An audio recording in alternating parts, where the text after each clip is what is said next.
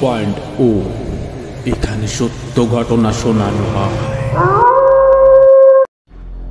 Welcome back, সকলকে স্বাগত horror 2.0 11 নম্বর এপিসোডে।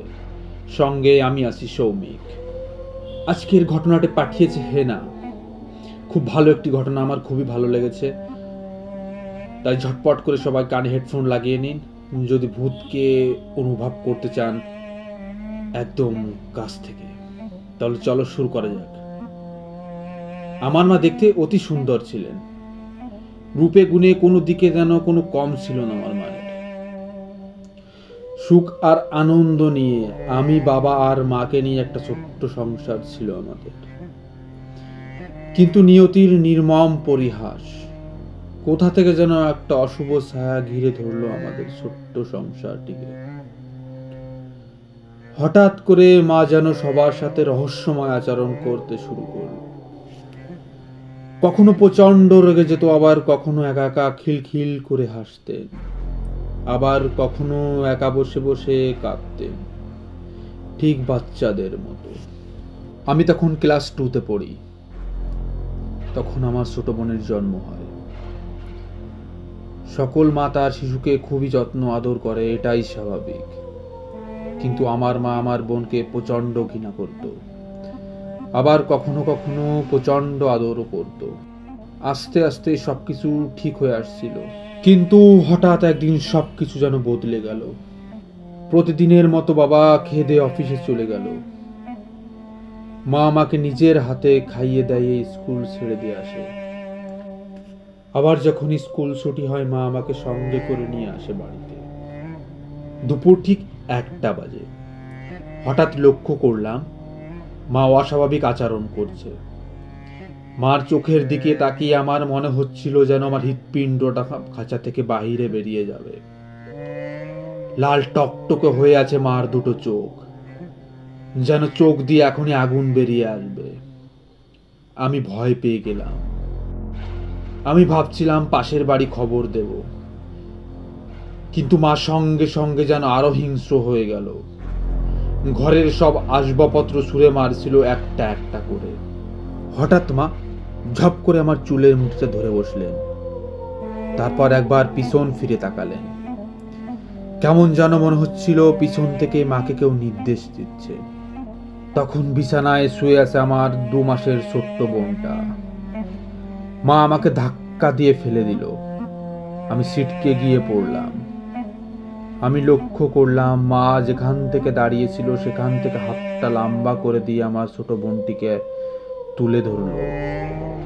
এই অবস্থাতে যে আমি কি করব আমি বুঝতে পারছিলাম না। এক হাত দিয়ে ঝুলিয়ে রেখে অন্য হাত দিয়ে আমার ছোট বোনটিকে মারতে লাগলো। আমি দৌড়ে এসে মাকে ধরতে গেলাম। মা যেন আরো রেগে গেলেন, আমাকে ধাক্কা মেরে ফেলে দিল। আমি ছিটকে গিয়ে পড়লাম। মায়ের গায়ে যেন অসুরের শক্তি। হঠাৎ করে একটা হাসি দিয়ে মা আমাকে বলল, বোনের জন্য খুবই মায়া হচ্ছে না? দাঁড়া, তোকে দেখাচ্ছি মায়া। কথাগুলো এত অদ্ভুত বিঘুটে গলায় বলছিল যেন মনে হচ্ছিল একটা পশু ভেতর থেকে বলছে। আমি আমার বোনটিকে বাঁচানোর জন্য প্রাণপণ চেষ্টা করছিলাম। আমার 1.5 মাসের বোনটা চিৎকার করে কাঁদছিল। হঠাৎ করে মা আমার বোনটিকে হাত থেকে ছেড়ে দিল। মাকে দেখে যেন মানুষ মনে হচ্ছিল না, মনে হচ্ছিল যেন কোনো পিশাচিনী ভর করেছে, যেন টেনে হিসড়ে খেয়ে নেবে আমার ছোট্ট বোনটিকে। আমার ছোট বোনটি তখন কাঁদতে কাঁদতে চুপ হয়ে গেছে। হঠাৎ করে পুরো ঘরটাতে যেন একটা দমকা হাওয়া বয়ে গেল। মনে হলো কেমন একটা ভোটকা গন্ধ পুরো ঘরটা ময় হয়ে আছে, যেন কোনো মৃতদেহ পচা গন্ধ চারিদিকটা বিদঘুটে একটা অবস্থাতে পরিণত হলো। হঠাৎ মা ছেড়ে পড়লো মাটিতে, সবকিছু যেন একেবারে চুপ। তারপর যখন উঠলো একটা হাসি দিয়ে মা আমাকে বলল, কি রে হেনা, তুই নিচে কেন পড়ে আছিস? আমি এতটাই ভয় পেয়ে গেছিলাম যে মাকে কিছু বলতে পারলাম না। মা মেজো থেকে বোনটিকে তুলে নিয়ে কোলে নিয়ে আদর করতে লাগলেন। মা এমন আচরণ করছিল যেন মা কিছুই জানে না। দিন গড়িয়ে সন্ধ্যা হয়ে এলো, সেই যে মা বাইরে গেছে, এখনো বাড়ি আসেনি। বাবা অফিস থেকে জানতে পারে আমার সেই ছোট বোনটা আর নেই।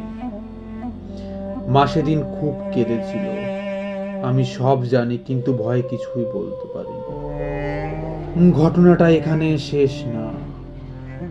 মাঝে মাঝে আরো অনেকবার মা এরকম অস্বাভাবিক আচরণ করত, কিন্তু হঠাৎ একদিন মা গলায় ফাঁসি লাগিয়ে মারা যায়।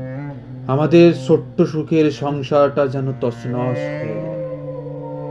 যদি আমার জীবনের এই সত্য ঘটনাটি আপনাদের ভালো লেগে থাকে, তাহলে অবশ্যই আপনার চ্যানেলে আমার ঘটনাটি বলবেন, আমি শুনি খুবই খুশি হব।